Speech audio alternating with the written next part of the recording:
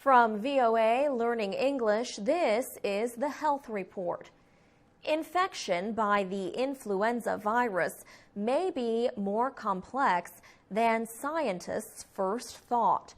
Researchers in the United States reported recently that the flu virus appears to disarm the body's first line of defense against disease. When the virus attacks, the body's natural defenses produce white blood cells. These cells make antibodies that link up to the invading microorganism. They neutralize it and in that way prevent or lessen the severity of infection. The cells also remember the invading virus so they can fight it in the future. That is the traditional understanding of how the body fights the flu virus. Now, biologists have discovered how the virus can disarm those white blood cells known as B cells. Hidde Ploch is with the Whitehead Institute for Biomedical Research in Cambridge, Massachusetts. He led the team of researchers. Their laboratory studies with special mice suggest the flu virus enters the B cells and interferes with the production of antibodies. This can kill the B cells and the body's first line of defense. Mr. Ploch says that may explain why some forms of influenza can cause a stronger physical reaction than others. Normally, the frontline antibodies occupy lung cells to protect the body against future viral invasions through breathing. But the flu virus, having disabled the antibodies, may instead attack lung cells. In that way, the virus blocks the antibody's ability to remember the invader. Hidde Ploch says that by interfering with the body's frontline troops, the virus has more time to reproduce and establish itself in the cells. A report on how influenza overcomes the body's immune system was published in the journal Nature. For VOA Learning English, I'm Alex Villarreal.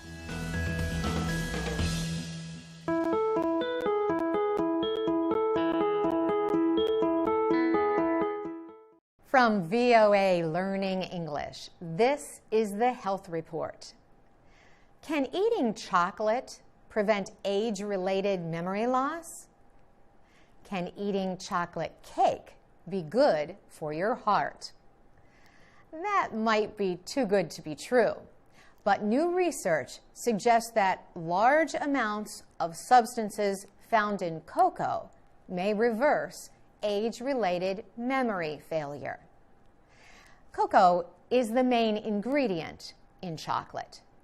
The substances are called flavonols. Another study is trying to find out if high levels of cocoa flavonols can help prevent heart attacks and strokes. Flavonols found in dark chocolate are known to increase blood flow in the part of the brain that controls memory. A new study published in Nature Neuroscience suggests that cocoa flavonols reverse minor memory loss in older adults. A company that makes chocolate helped pay for the study. Dr. Scott Small is a professor of neurology at Columbia University in New York City. His study involved 37 volunteers between 50 and 69 years of age. Every day for 3 months, the volunteers drank a flavanol substance made from cocoa beans.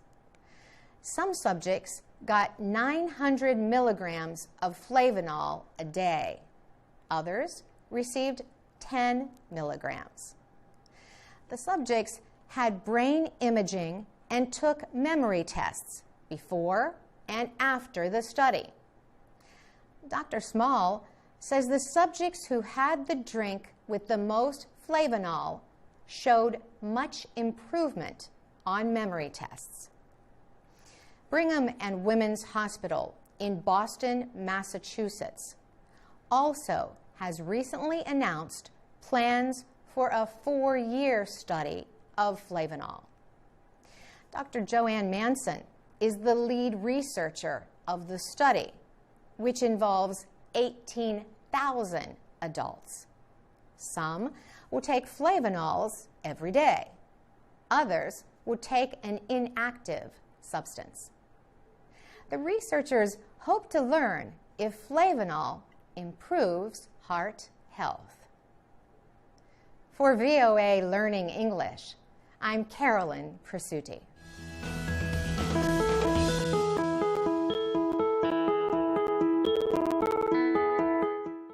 From VOA Learning English, this is the Health Report. Many poor families buy processed foods because they seem to cost less than fresh vegetables, fruits, and whole wheat products. But a national group is showing families that they can buy healthy foods for about the same amount of money as manufactured foods. The group, called Share Our Strength, was set up to fight hunger and poverty. It offers free programs to help Americans living on a budget eat a much better, healthier diet. Nutrition educator Lindsay Seegers leads tours at a store in Maryland. She says people should make meal plans before they go to a store because it helps them eat healthier meals. She warns that if no plans are made, you might buy something that is not as healthy. Lindsay Seegers says the people she teaches do not have much money, so they need to spend it wisely. The grocery store tour is offered several times a week. People learn to compare prices and how to find the best value. And they learn that frozen fruits and vegetables can be a good choice. Lindsay Seegers shows people how to find and carefully read information on food packages. She says people should avoid foods with high amounts of sugar, salt, and fat. Tina Powlick says the information she learned from Lindsay helped her change the way she eats. She says that she thought it was impossible to get healthy food on a small budget. But after learning to shop more effectively, she and others now make better choices at the grocery store. For VOA Learning English, I'm Carolyn Presutti.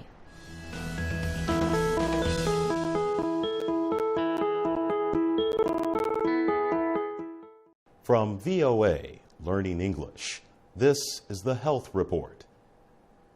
The spread of Western eating habits around the world is bad for both human health and the environment. Those findings come from a new report in the journal Nature. David Tillman is a professor of ecology at the University of Minnesota. In the study, he examined information from 100 countries to identify what people ate and how diet affected health. Mr. Tillman said he found that as nations industrialized, population increased, and earnings rose. More people began to adopt what has been called the Western diet. They started eating like people in Western countries.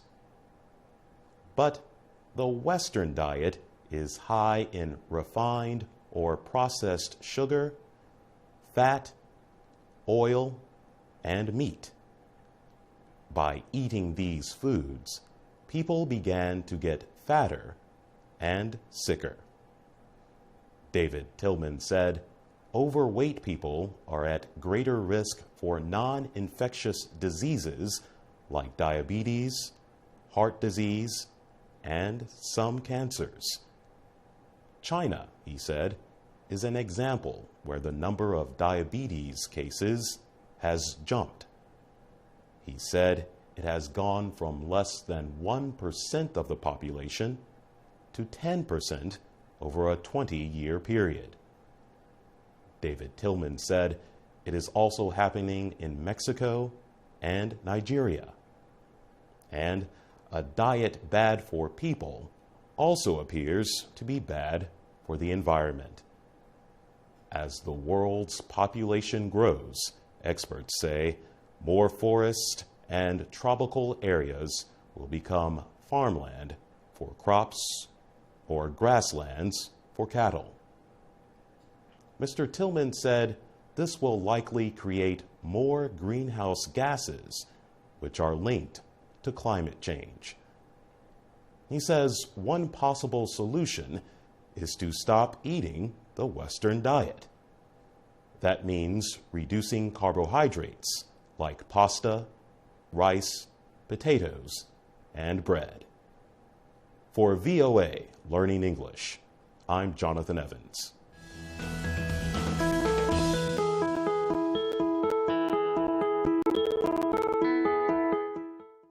From VOA Learning English, this is the Health Report. To prove that there is a celebration for just about everything, October 1st marked National Kale Day in the United States. So what is kale? The vegetable is in the same family as broccoli, cauliflower, and cabbage. For people in Russia, kale is kapusta. In Italy, it is called cavolo. Hindi speakers call it gobi. Or if you speak Japanese, the name is karu. Kale is a so-called superfood. This means it helps prevent disease and keeps people healthy. Kale is filled with powerful nutrients. It provides 1,000% of the U.S. daily advised amount for vitamin K. In other words, by eating kale, you more than meet the nutrition requirements set by United States health officials for vitamin K. Kale also has almost 100% of the daily suggested intake of both vitamin A and C. Kale also has folate, a B vitamin that is important for brain development, and it contains other essential vitamins and minerals. Kale is good for your heart and may help fight against some kinds of cancer. It also tastes great, even uncooked. Here is a trick. Rub or massage the kale leaves with olive oil and seasonings. The leaves will soften. After you massage your kale leaves, add a little olive oil and sweet balsamic vinegar as a dressing. Steaming is a good method for cooking kale. You can also cook it with a little oil, garlic, hot pepper, and salt. It is simple, healthy, and tasty. And you can mix kale with olive oil and bake it for 15 minutes until it gets light and airy. You also may want to blend kale into a thick drink called a smoothie. You will need a device called a blender for this, but the health benefits may be worth the purchase price. For VOA Learning English, I'm Alex Villarreal.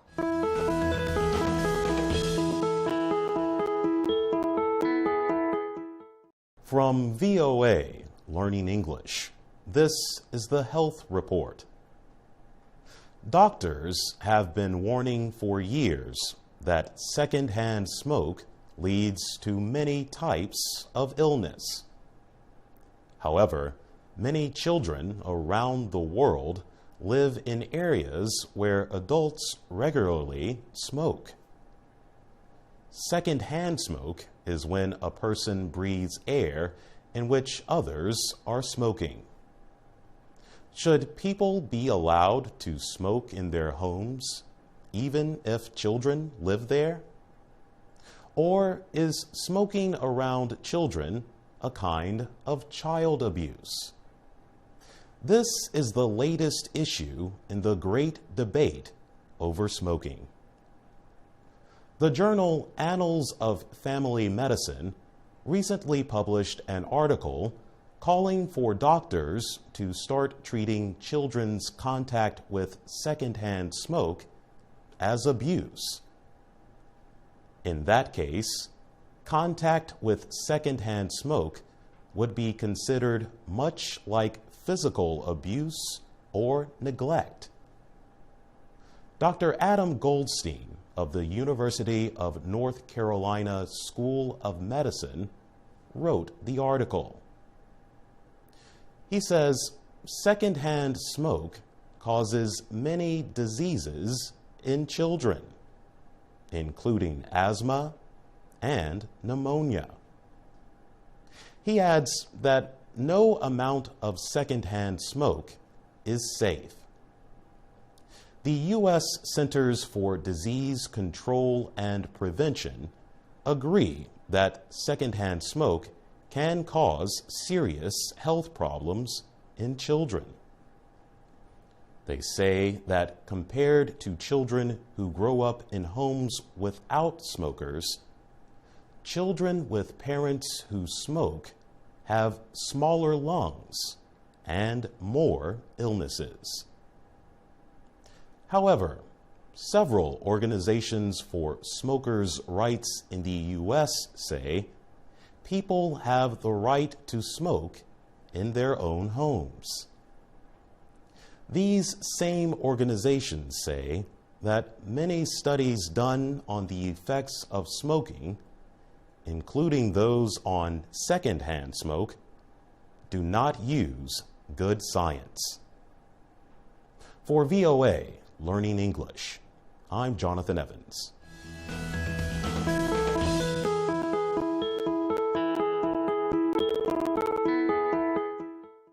From VOA Learning English, this is the Health Report. Beauty is only skin deep is an expression that means beauty is only a temporary surface quality. But some beauty products can cause lasting damage that goes far below the surface of the skin. People, especially women, sometimes risk a lot for beauty. In the United States, many people use sunlight and non-natural light to darken their skin. Health experts advise against what is called tanning because of its links to skin cancer. In the African country of Senegal, women take health risks trying to do the opposite. The World Health Organization says that 25% of many Senegalese women use skin lightening products regularly. These products can contain mercury, hydroquinone, and sodium hydroxide. Such chemicals can cause cancer. They can burn the eyes and skin and do other damage. Adama Jane works in a beauty supply shop in Dakar. She tells shoppers to avoid the stronger products that promise fast results. She uses a cream that is made from carrots and not the strong chemical hydroquinone. Ms. Jane says that lightening is a personal choice and that no one pressures her. She says that some women want to be black every day, but for her, she likes to be a shade of brown. This thinking troubles Senegalese filmmaker Hardiata Puisal, so she made This Color That Bothers Me, a film about the subject of lightening. Ms. Saul says the government needs to better control the marketing and sale of skin lighteners. But she adds education is the best way to persuade people against using them. For VOA Learning English, I'm Laurel Bowman.